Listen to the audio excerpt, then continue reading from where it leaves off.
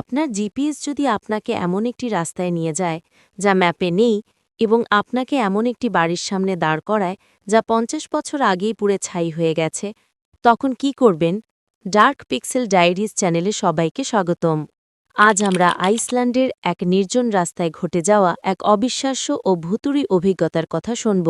আরমান, একজন travel blogger, গত শুক্রবার ১২ ডিসেম্বর ২০২৫ তারিখে আইসল্যান্ডের রিং রোড ধরে গাড়ি চালাচ্ছিল। তখন বিকেল ৪:৩০। কিন্তু শীতকাল হওয়ায় চারদিক তখন ঘুটঘুটে অন্ধকার। হঠাৎ তার গাড়ির ডিপিএস তাকে একটি শর্টকাট দেখায়।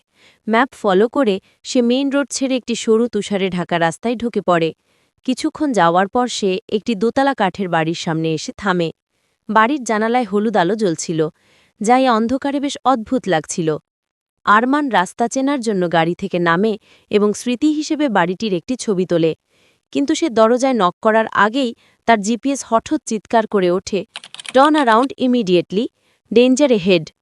অবিলম্বে ফিরে যান, সামনে বিপদ। ভয় পেয়ে আরমান দ্রুত গাড়িতে উঠে সেখান থেকে পালিয়ে আসে। হোটেলে ফিরে আরমান যখন ক্যামেরায় তোলা ছবিটা জুম করে দেখে, তার রক্ত হিম হয়ে যায়। ছবিতে দেখা যাচ্ছে বাড়ির জানলার ভেতরের আলোটা কোনো ল্যাম্পের নয়, বরং দাউ দাউ করে জ্বলতে থাকা আগুনের শিখা, এবং জানলার কাঁচে একটি বাচ্চার মুখ স্পষ্ট দেখা যাচ্ছে, যে বাঁচার জন্য চিৎকার করছে। স্থানীয়দের কাছে খোঁজ নিয়ে সে জানতে পারে ঠিক ৫০ বছর আগে ওই তারিখেই বাড়িটিতে শর্ট সার্কিট থেকে আগুন লেগে পুরো পরিবার মারা গিয়েছিল। আরমান সেই রাতে আসলে জ্বলন্ত বাড়িটির সামনেই দাঁড়িয়েছিল, যা বাস্তবে অস্তিত্বহীন। আপনি কি কখনো গুগল ম্যাপ ফলো করতে গিয়ে কোনো অদ্ভুত বা ভুতুড়ে জায়গায় পৌঁছেছেন? কমেন্ট করে আমাদের জানান। গল্পটা ভালো লাগলে লাইক, শেয়ার আর ডার্ক পিক্সেল ডায়েরিজ সাবস্ক্রাইব করতে ভুলবেন না।